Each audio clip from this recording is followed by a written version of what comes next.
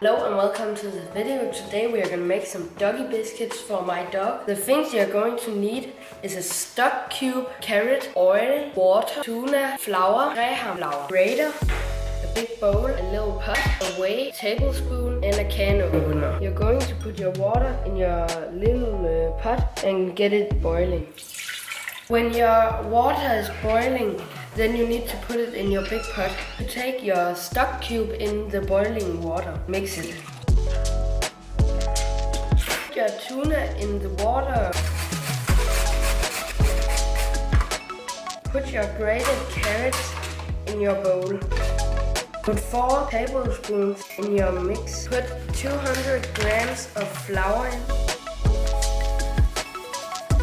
Mix it all together with your mixing. Form your doggy biscuits however you want. I'm gonna form a little bit like this. 12 minutes to 15 minutes.